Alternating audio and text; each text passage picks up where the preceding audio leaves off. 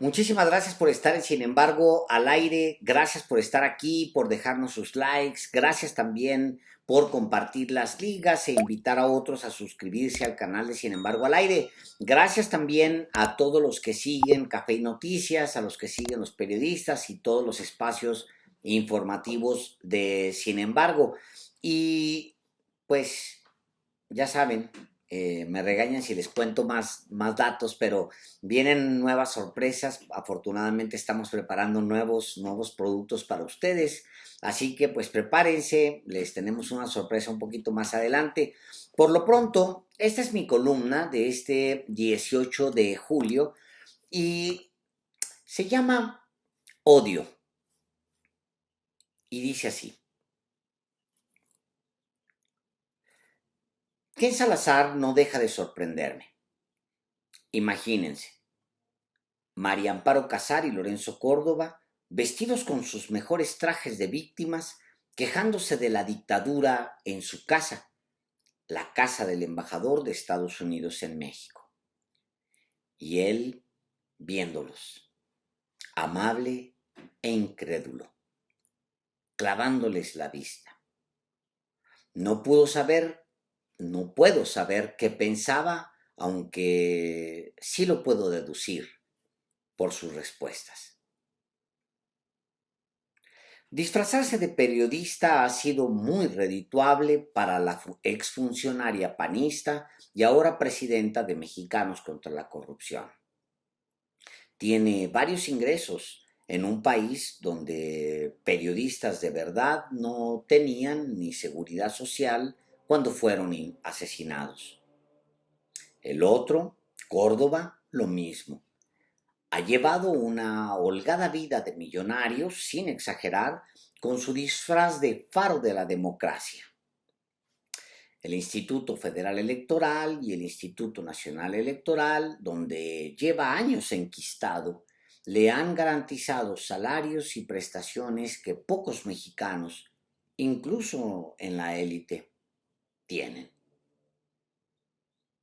Y Salazar viéndolos, sentados frente a él en distintos momentos, haciéndose pasar por víctimas, hablando mal del presidente de México. ¡Qué escena! No puedo saber lo que pensaba Ken Salazar, pero lo deduzco. A Casar le preguntó si no estaba desviando los recursos de la ayuda estadounidense para hacer política. Al otro lo cuestionó por el fraude electoral de 2006. Imagínese, cada uno habrá perdido 10 kilos en sudor. Si el embajador de Estados Unidos te pone en duda, ¿qué te queda? Pocas cosas. Y una es odiarlo. Generarle una campaña de odio como la que le han recetado por décadas a Andrés Manuel López Obrador. Los dos fueron con el chisme a The New York Times. La periodista, entre comillas, y el faro de la democracia, entre comillas, dijeron que el inocente señor Salazar había caído en las garras del dictador y de ese dictador que se alimenta de niños vivos. Y allí va el Times a repetirlo. Ken Salazar ya cayó en manos del sátrapa de México. Y ahí va el Times a publicarlo en primera plana sin decir la historia completa.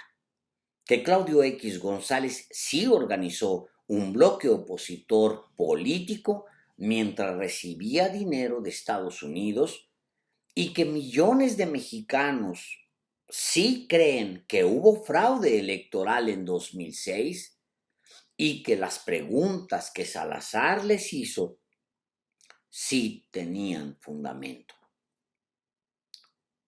Que Salazar tuvo que comerse una rebanada de odio con el café de la mañana. Rebanada de odio a la mexicana. Odio amargo, como el que esos mismos y otros le han recetado por décadas a López Obrador. Odio del que destruye reputaciones, del que no se limpia fácil. odio que se transmite a hijos y esposas. El embajador probó la receta de la periodista, entre comillas, y del faro de la democracia, entre comillas, que es amarga. Es la receta de los Claudio X González, padre e hijo, y de toda esa élite. El embajador estaba al tanto de la existencia de ese odio, pero no lo había probado en su persona. Ken Salazar había escuchado en su propio país el odio generado desde México contra López Obrador. Comillas, cuando el presidente Joe Biden me pidió ser el embajador de Estados Unidos en México, todos, incluidos los embajadores más recientes ahí, dijeron que no había forma de que pudiéramos tener un diálogo con Andrés Manuel López Obrador, que él no quería tratar con Estados Unidos. Contaría él mismo que en Salazar, después de recibir el odio de la portada de The New York Times. Imagínense lo que habían escuchado los anteriores embajadores sobre López Obrador. Les dieron odio refinado, odio destilado, odio condensado.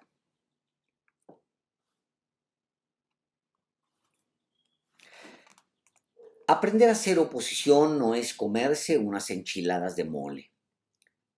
Quienes esperaban que los partidos perdedores de 2018 se pusieran de pie en 3 o 4 años y que además hicieran un papel digno desde la banca, se iban a quedar esperando. Para ser opositores se necesita convicción, porque hay menos dinero, no se tiene poder, casi todo está en contra. Se requiere volver a las bases de la sociedad. Los movimientos sociales, como el López Obradorismo, se construyen desde abajo. Y para andar abajo se requiere no tenerle repulsión a la gente, como muchos de ellos. De hecho, cualquier posibilidad que tenga la oposición en el futuro tendrá que venir de abajo, desde la gente. ¿Por qué PRI, PAN, PRD no han armado una respuesta digna frente al López Obradorismo? Porque no saben superarse a sí mismos. Anduvieron en la nube y no se recuperan de la caída.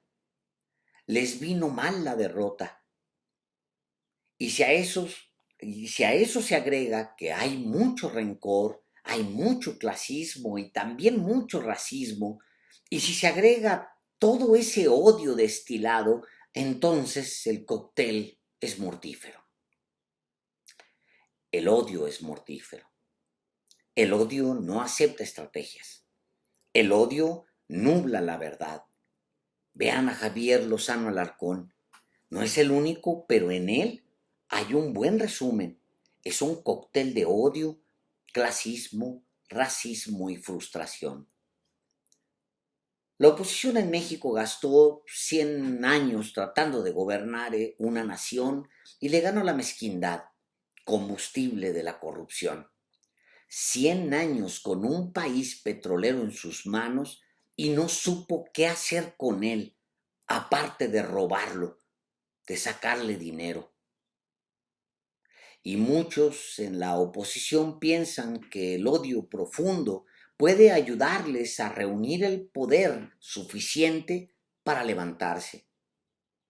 Pero no va por ahí. El odio no es inteligente, es excluyente de la mayoría. El odio no reúne mayorías, aunque conquiste a muchos. Otro ejemplo, Gabriel Cuadri. El odio no le permite ver más allá de sus 4 paredes mentales y solo su pandilla de iguales lo celebra. Y él está bien, se siente bien, cree que construye porque ve paredes, pero son las paredes de su propio encierro. El odio no solo reduce el corazón, también reduce el cerebro.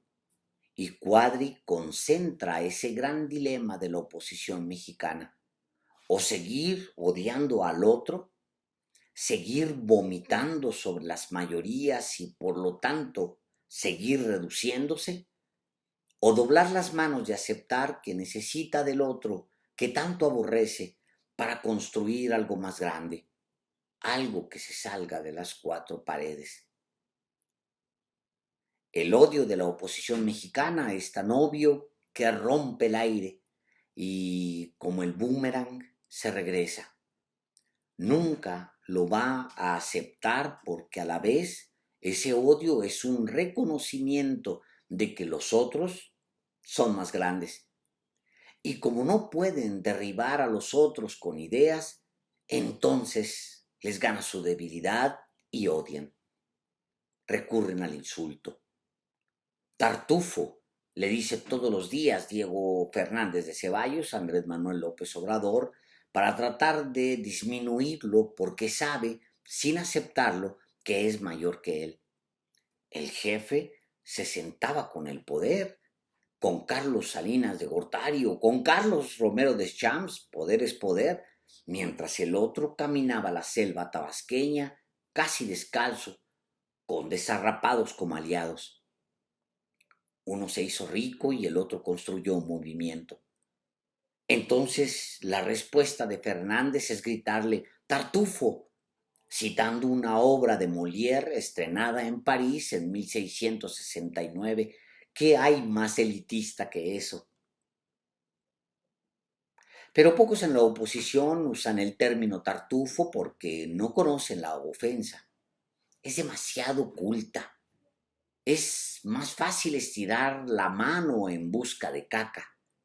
Es fácil hallar caca y lanzar caca, aunque una parte se quede en la mano.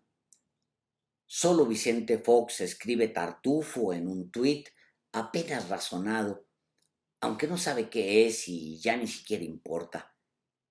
Ni sus tweets ni él importan y eso no es fácil de digerir para el expresidente y por eso eleva la apuesta. Usa cada vez palabras más fuertes contra López y como nadie le dice nada, porque está en un país donde puede decirlo todo, incluso que no le permiten decir algo, lo que hace es garabatear insultos, lanzar ofensas y recurrir a mentiras para dañar a sus contrarios. El odio es un boomerang. Algunos, creo, apenas empiezan a entenderlo. Inteligente no es. La estrategia del odio no es inteligente. Y hago una simple aportación matemática. La oposición necesita convencer a los que votaron por López Obrador en 2018 de que se equivocaron y llevarse al menos una porción de ellos a su lado. Pero su manera de decirles es, «¡Hey, imbéciles! Votaron por el cacas y se equivocaron». O bien, «Son de los que no pagan impuestos, ojetes, y son de los que están pensando en que papá gobierno les resuelva todo. Váyanse a la mierda, voten por nosotros». Y claro que cualquiera se siente ofendido. Y claro que cualquiera le responde a los opositores, «Hey, imbéciles, voté por López Obrador y es un honor estar del lado del que han ofendido por décadas, del lado del que han tratado de destruir a punta de escupitajos y no han podido». Los Lozano, los Diego, los Fox o los Calderón, las Rabadán, las Gálvez, las Gómez del Campo, las Zavalas depositan odio en el aire y esperan que los votantes lo pesquen y se lo coman. Pues no, no se lo comen. Nadie quiere el odio del otro, salvo que sea, como ese otro, un odiador. Y si es un odiador, bueno, ya no hay que convencerlo siquiera. Por eso el presidente disfrutó tanto que Ken Salazar se diera cuenta que María Amparo Casar y Lorenzo Córdoba son alacranes al seno. Disfrutó que fueran a acusar al embajador con mentiras y manipulación a The New York Times. Y lo dijo. Qué bueno que probó algo de los odiadores. porque nadie daría crédito de quiénes son en realidad la periodista, entre comillas, y el faro de la democracia, entre comillas, y otros que, como ellos dos, arden de rabia porque el país no se ha hundido con López Obrador como querían. Pero son tiempos inéditos y muchas cosas se han revelado. Imagínense lo que habían escuchado los anteriores embajadores sobre López Obrador. ¿De quién? De esos mismos.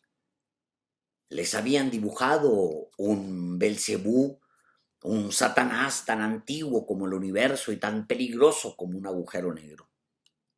Les dieron odio refinado, destilado, condensado. Y el odio, pues es un boomerang. Algunos empiezan a entenderlo, pero otros no. Y quizás sea bueno que se tarden unos años más en comprenderlo. Muchas gracias.